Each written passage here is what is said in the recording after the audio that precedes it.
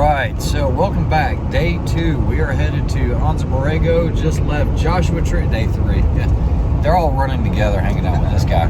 But we are headed to Borrego to do some off-roading. Hopefully get you some cool video there. Maybe even break out the guns or something and have a good time. And then it's off to California on the coast. But we're in California already. So stay tuned. Just wanted to get some footage this morning and going through the canyons right now, headed towards the Mexican border. Talk to you soon. All right, we've got Mount Gorgino. Pretty awesome. You know how tall that is? It's got snow on the top of it. Yeah, I think it's between 7,000 and 8,000. 7,000 to 8,000 feet. Awesome. All right, so now we're going through Brawley, California, and this is green and flat. I think this is where all the spinach and the cabbage comes from. I've never seen so many flat farms. We're actually about 180 feet below sea level. Not a place I'm used to being unless I'm scuba diving or something like that. But we are headed down, so we are only about 30 minutes away. Back up there. Now that is a lot of solar panels. This is just outside of Anza. This is one of them solar farms, but I've never seen that many solar arrays in my life. This goes on for literally miles.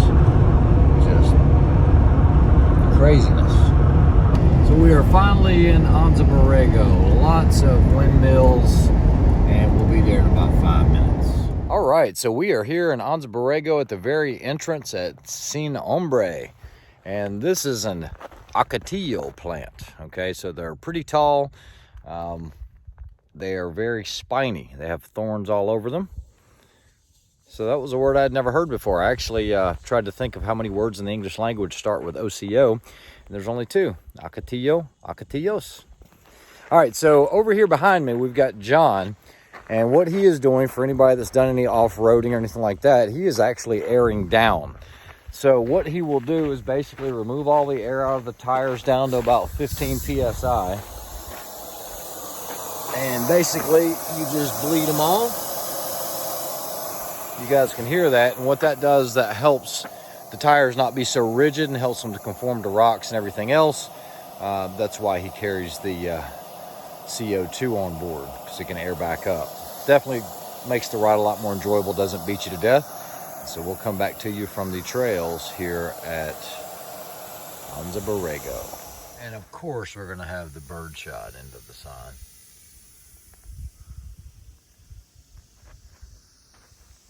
So we're just getting into it, and I'm not gonna lie, the geography looks like you're in a mining area. These look like mine deposits. It's a real featureless type of thing. Like they were just piles made with big dozers. A lot of sand here. Most of the stuff that I did was all technical rock. Didn't really get into the sand a whole lot or any dunes or anything like that. But we're supposed to be getting into some really cool canyons, so we'll check it out. Let you know what's going on.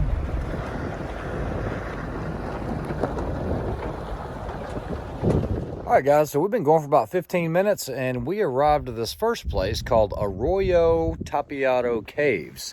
So everything that you see behind me are basically mud cliffs, and there are caves in there. Now, you guys already know I love caves. It says it's not advised to go exploring, but it doesn't say you can't. Stay tuned. All right, guys, so I think I found it. Now, I will tell you, John was a little apprehensive about going in here, and I understand, because they said cave-ins can happen because they're so soft, and they had a lot of rain and everything. So we'll go check it out. I don't know if I like a Patagonia hat just sitting there by itself, but oh man, you can feel the temperature drop here. It gets really, really cool. So I'm gonna go ahead and put a headlamp on, and we'll go through here. Going through here, we'll get our headlamps on.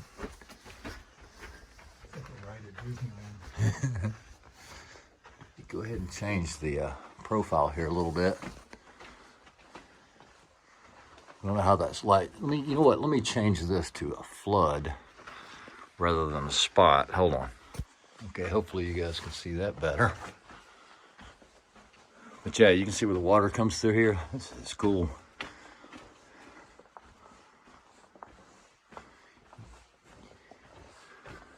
I got John behind me with a light.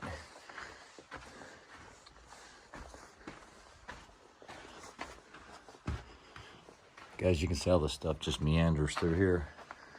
Actually really cool.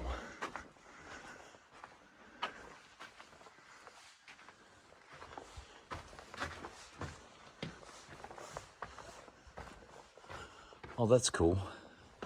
So this goes out to another opening.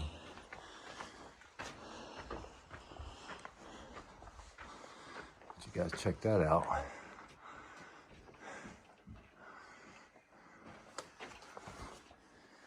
We'll continue.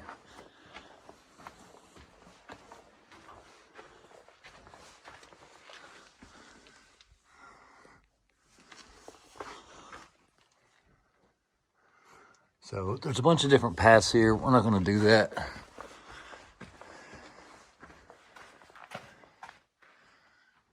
Guys, you can see how this is just like dense mud.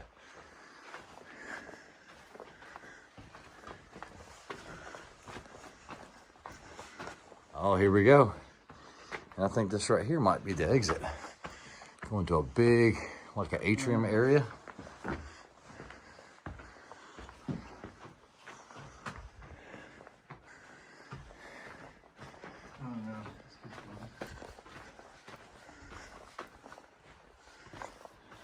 Oh yeah, this does keep going. Don't go this way, go that way. It's a drop off.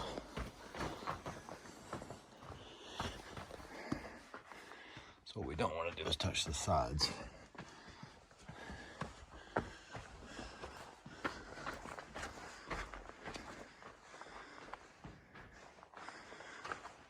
I think it's just cool. That's what it's all about, folks, getting out and living.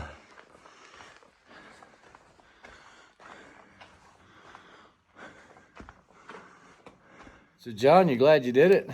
Yeah, it's always awesome. That's do it. some adventuring. That's right. All right, we're gonna keep going. I think we're out of here, but we're up for some more adventures. Yeah, so we're just going through these canyons. That cave opened up into a canyon system, so we've got some big high walls around us. I don't know if you guys can tell, but let me get you a better view of how high these walls actually are. It's kind of getting some.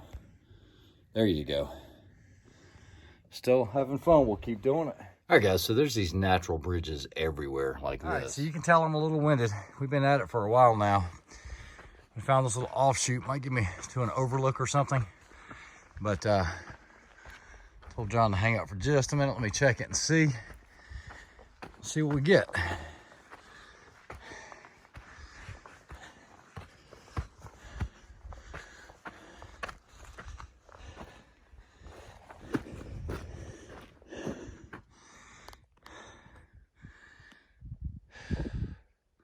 John's not happy with me. He's not talking to me anymore.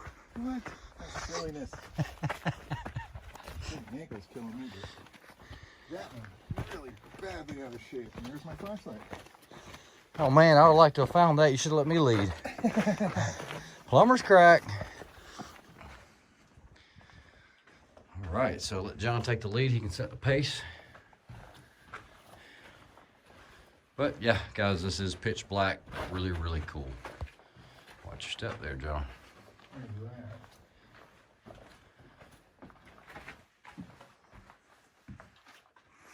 All right. We made it out alive. It was well worth it. Winded, but alive. Yeah, definitely worth it. Back to off-roading. All right, guys, so behind me is what they call a cholla, or teddy bear cactus. But yeah, I don't think I would get all warm and fuzzy. These are pretty darn sharp, and I'm in a huge grove of them. They're just everywhere. But continuing on after the caves, we're headed to Diablo Drop. Devil's Drop. Here we are, Diablo Drop Off. Definitely not East Coast rock crawling, but cool nonetheless.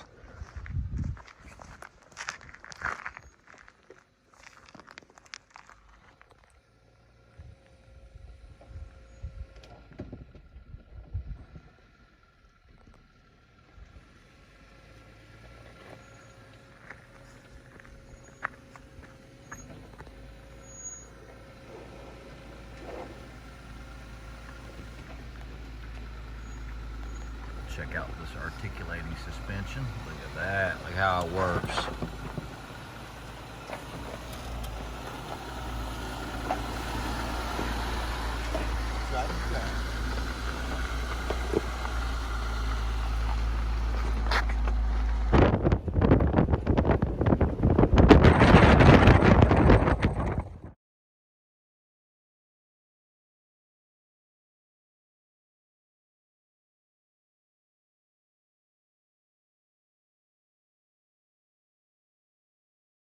We made it in one piece, and this is going to be home for the evening.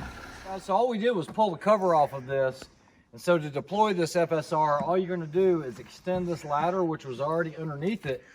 You're going to extend this out to give you some leverage. From there, all you're going to do is pull down on this gently. We get it up to here, and then I just walk away from it like this until it starts to get about level. You can see the ladder is too long. It's too much of an angle. So what you'll do is you'll retract this in. Yeah, a little too much. About like that. Is that about right? You can pull it back maybe a foot or 6. Perfect. So here we go. We have our angle. Everything's nice and level. It took less than, what, a minute to deploy. So pretty cool system. Awesome setup. I was already looking for one for my pickup truck. I think that's cool. All right, so in California, there's a lot of places that they do not allow you to have a campfire without a fire ring or where it can't be on the ground. Right. So what you see there is remnants of someone else, but we're not going to do that. This right here is called a flat, what do they call it? The flat pit grill. Flat pit grill. And what we're going to try to do is assemble it here. This one's been used before, but he says it's kind of like playing Tetris.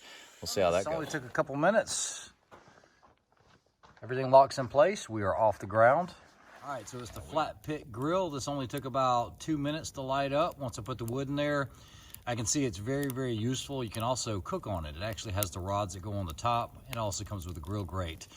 It is a little heavy, I will tell you that. It's probably 25 pounds. It's 25 pounds, but that's all. Looks like it's laser cut stainless steel, but pretty neat little setup there. All right, guys. So I had a couple people ask what I'm carrying out here because we are out in the middle of nowhere.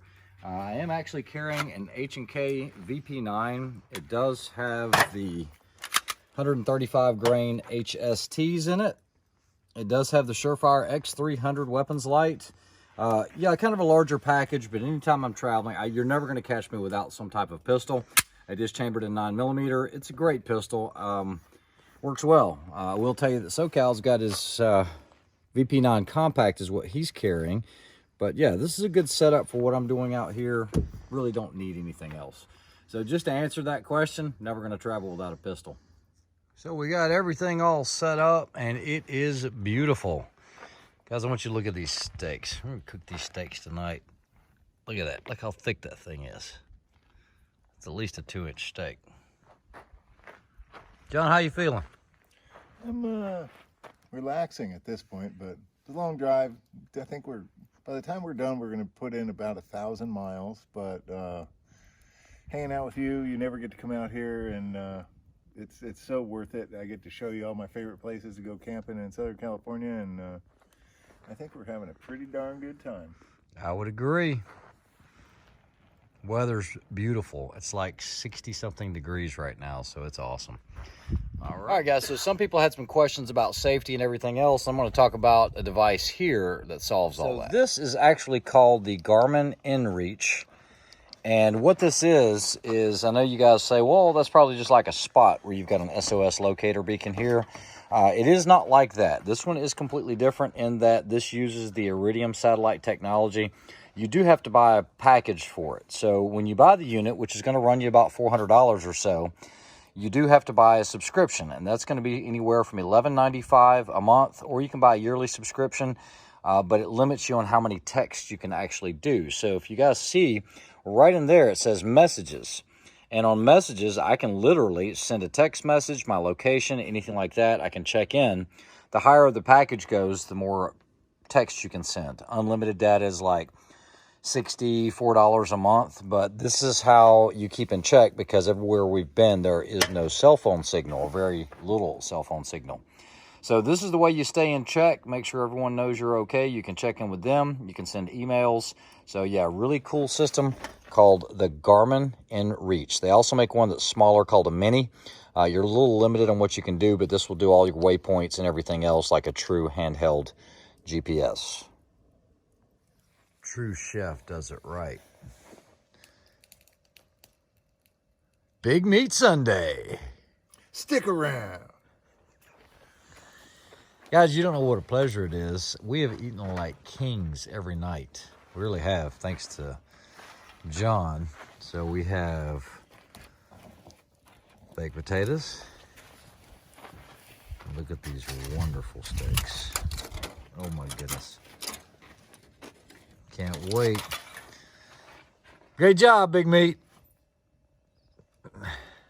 Check it out. Awesome dinner. Thanks to SoCal. All right, guys. Hope you enjoyed today's video. We'll be coming back at you tomorrow from Julian, California. Have a good one. Like, share, and subscribe.